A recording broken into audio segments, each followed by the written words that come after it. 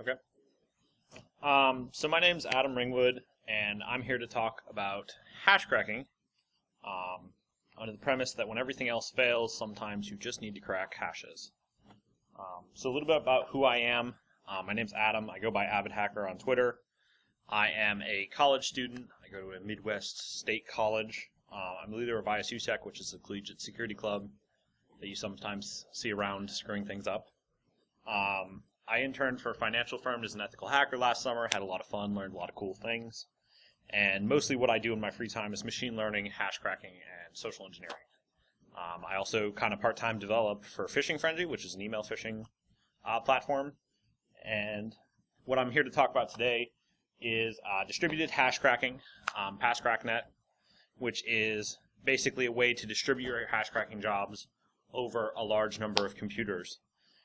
It uses OCL Hashcat, and the reason behind that is mostly because there's been a lot of really great work put into OCL Hashcat. There's a lot of really smart people who work on that and make that as efficient as possible. And I've seen other attempts at writing distributed hash crackers that, attempt to implement their own hash cracking software. And the answer is they pale in efficiency and speed compared to OCL Hashcat. So I took advantage of what was out there and took advantage of a lot of the great work that has been done in that. And I want to emphasize that most of the work has been done there. I'm simply just writing a layer on top of it to kind of move forward to a distributed kind of approach. The other thing that's significant about it is it runs over the internet, not LAN. There have been previous attempts to distribute hash crackers, mostly by on-LAN attempts that have to be wired up with InfiniBand or at the very minimum gig Ethernet. And so when this project started, what actually happened is I went out onto eBay and I was like, how much would it cost me to buy all this equipment? And I went, I'm broke, too much.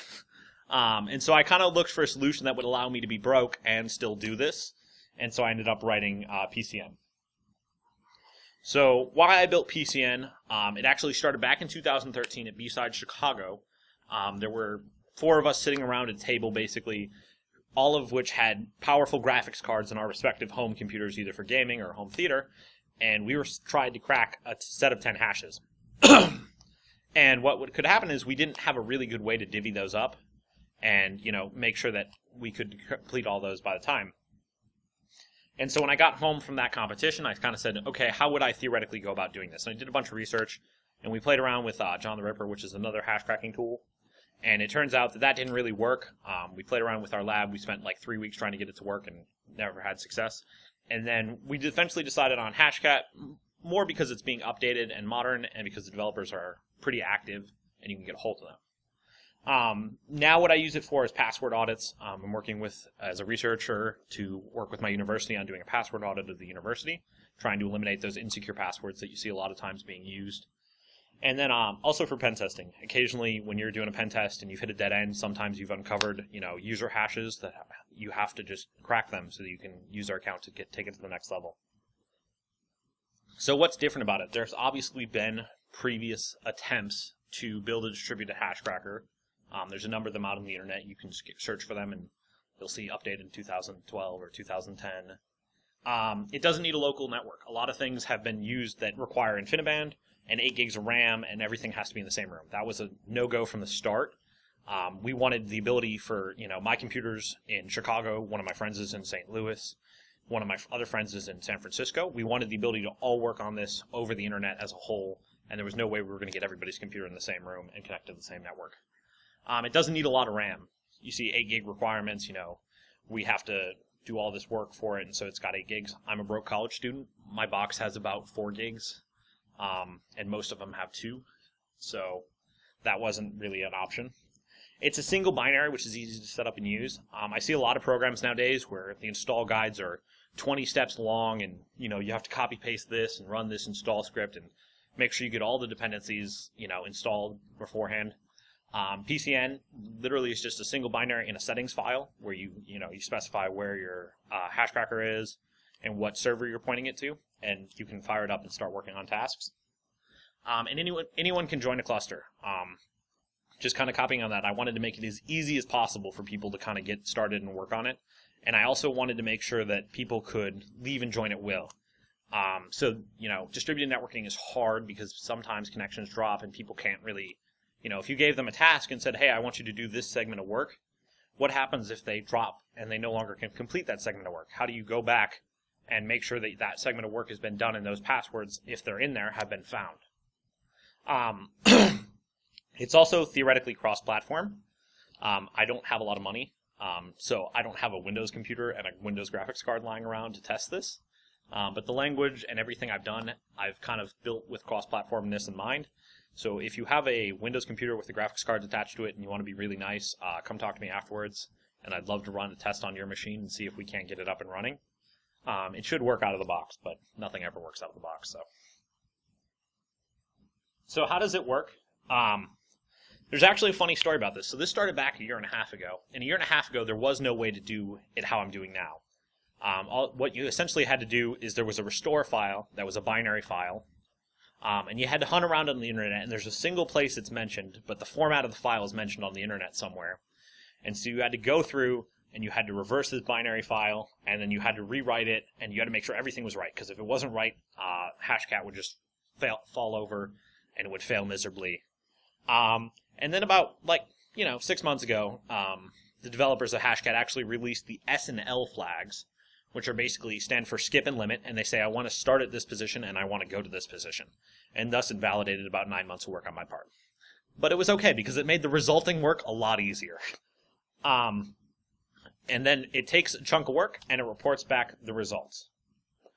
What does it do right now? It takes a job, distributes it, supports most OCL Hashcat commands. It does wordless, brute forcing, many others. A lot of times you see GUI tools that are for the beginner or kind of hand-holdy and say, hey, you want to select this option, and if this option doesn't work with it, it'll gray it out or something. This tool makes no such promises. You should know what you're doing with OCL Hashcat before you try and run it. If you put in invalid arguments, you will run into some problems where jobs will fail over the thing. So we're going to do a demo, and I'm hoping it's going to work. Theoretically.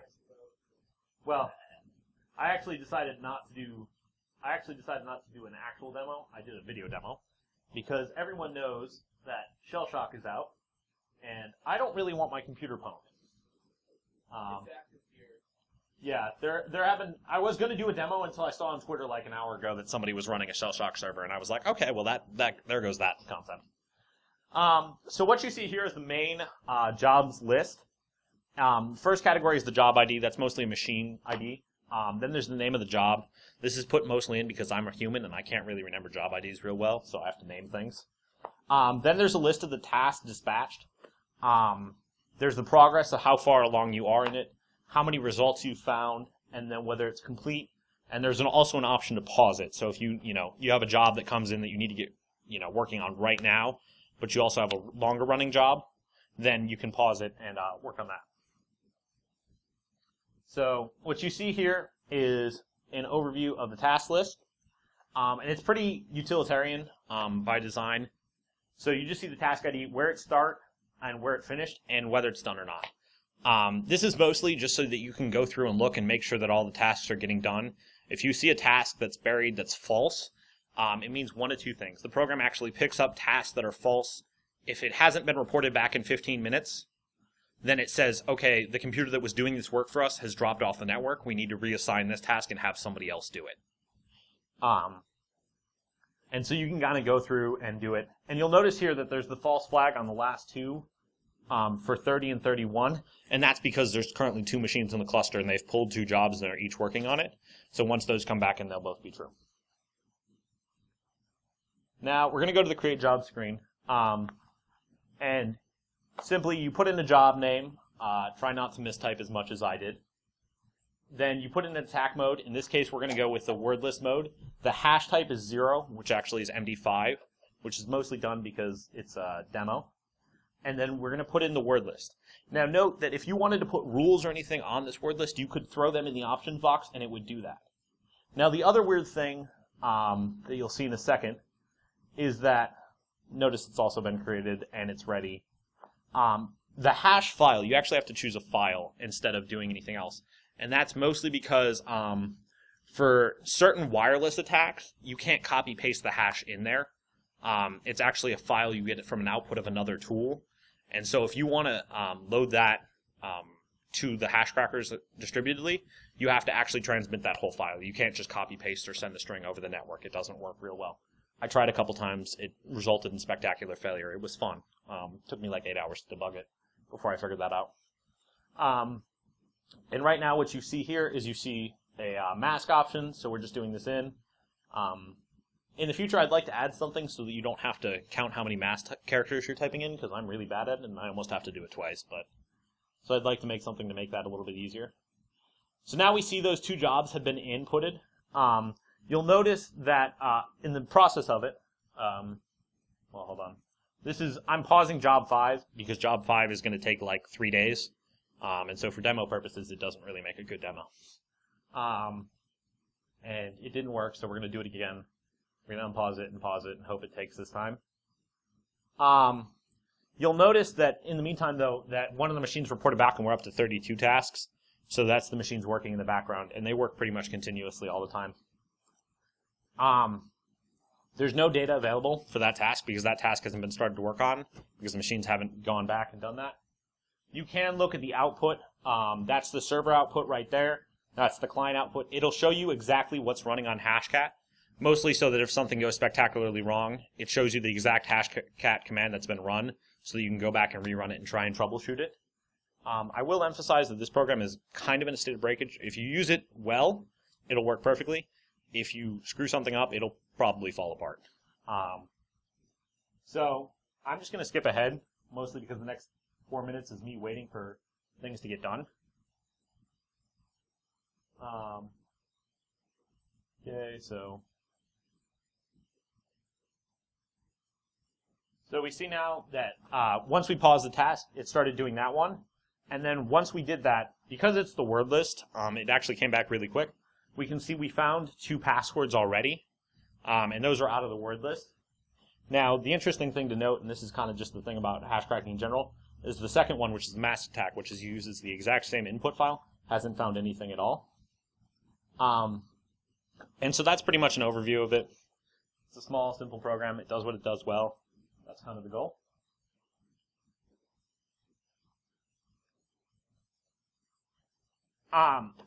Problems with it, just to be completely honest.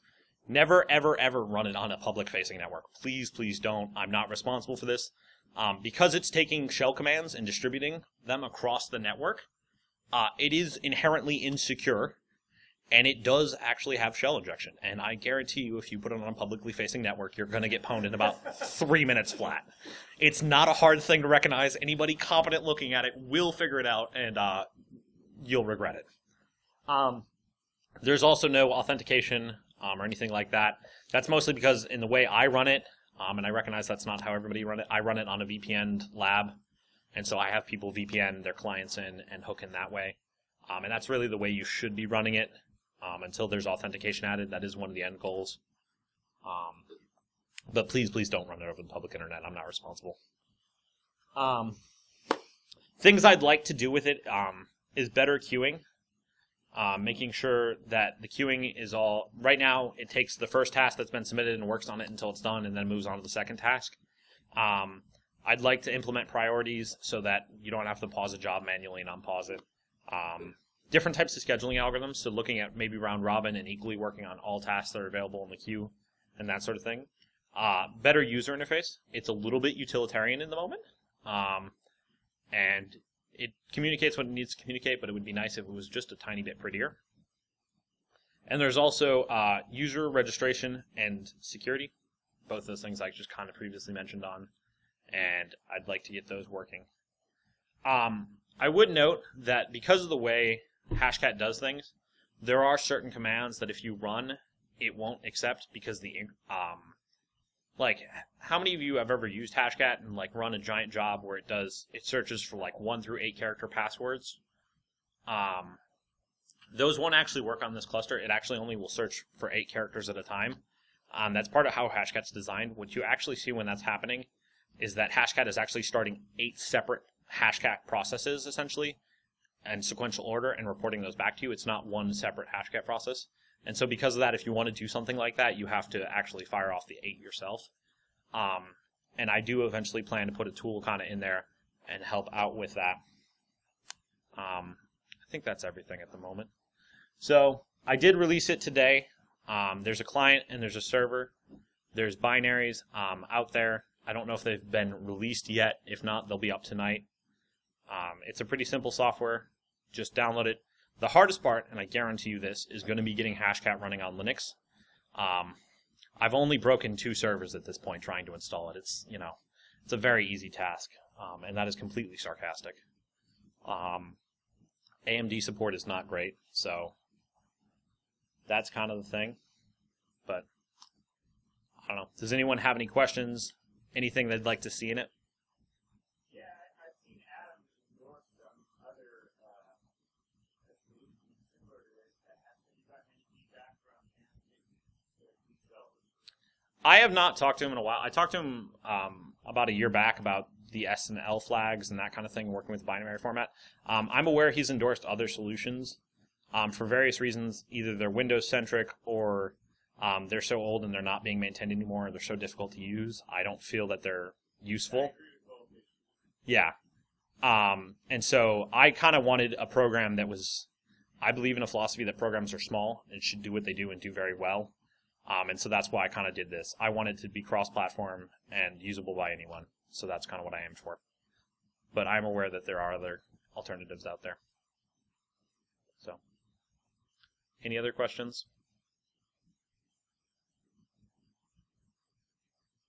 All right, that's all I have.